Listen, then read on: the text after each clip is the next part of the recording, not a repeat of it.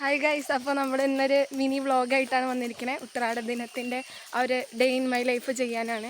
അപ്പോൾ അതാ ചേച്ചി ഞാനും കൂടി അമ്പലത്തേക്ക് പോവുകയാണ് പൂവിടാൻ വേണ്ടിയിട്ട്.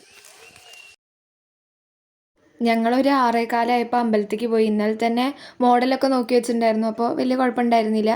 എന്നാലും നല്ല മഴയായിരുന്നു. അതുകൊണ്ട് ഇങ്ങനെ വരച്ചാലും മായഞ്ഞു പോലും കാര്യങ്ങളൊക്കെ ഉണ്ടായിരുന്നു. പിന്നെ പൂവിട്ട് വന്നപ്പോൾ പിന്നെ കുഴപ്പമില്ല, ഒരു ഐഡിയയിൽ അങ്ങോട്ട് ചെയ്തു.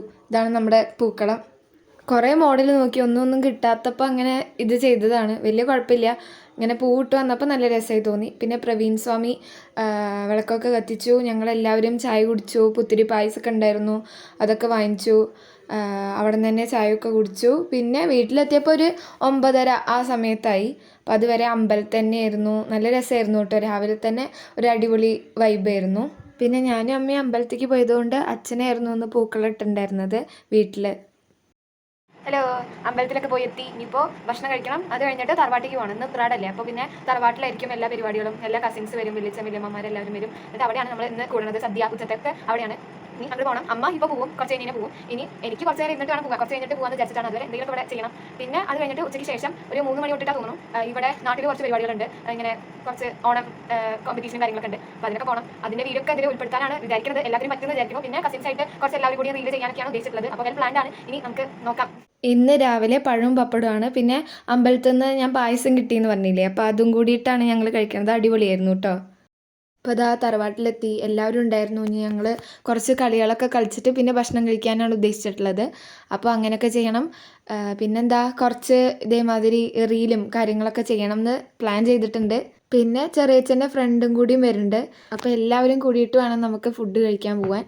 അതുവരെ ഇങ്ങനെ ഓരോന്നും പറഞ്ഞിട്ടും ഇങ്ങനെ ഇരുന്നു.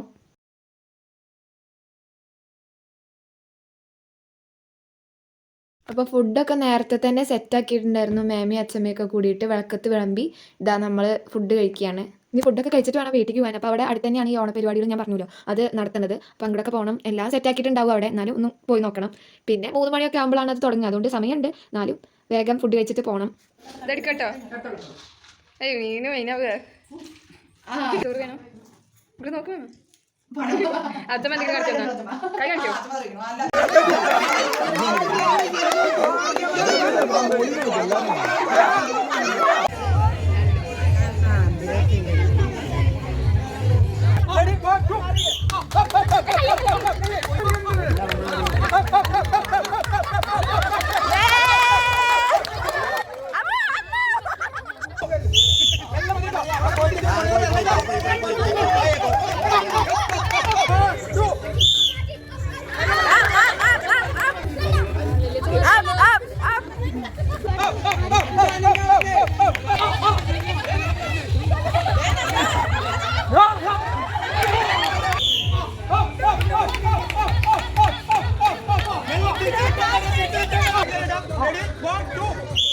ഇനി തുടങ്ങി നിങ്ങള്